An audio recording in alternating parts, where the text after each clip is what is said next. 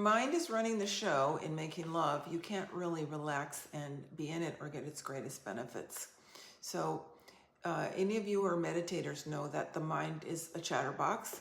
And what we're trying to do in meditation is just notice its chatterbox quality. And if we can let that go, let it go and invite the silence.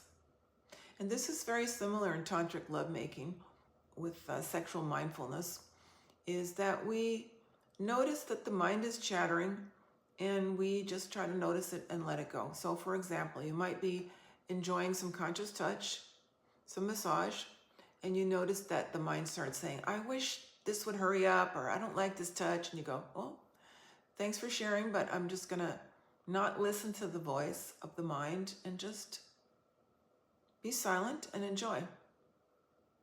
And then the mind starts saying, what are we doing for dinner tonight? And we go, okay, thanks for that. We just want to not think about that right now and be present. Because all of these thoughts are interfering with actually being able to be present for yourself and for the partner.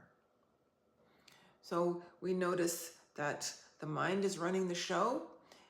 One thing that I heard once, which is really good, is that the mind is great to have in the car, but it should be sitting in the back seat. It should not be driving the car.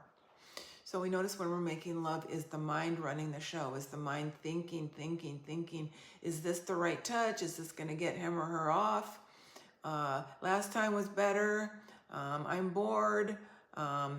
This person's really hot. Whatever the mind is doing, it's actually distracting us from being present. If we want to become great lovers, we also want to cultivate this capacity to let our minds fall silent.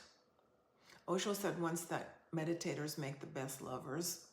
And there's actually a research study by Levitt and company et al., where he talks about sexual mindfulness creates the most satisfied lovers, the best self-esteem.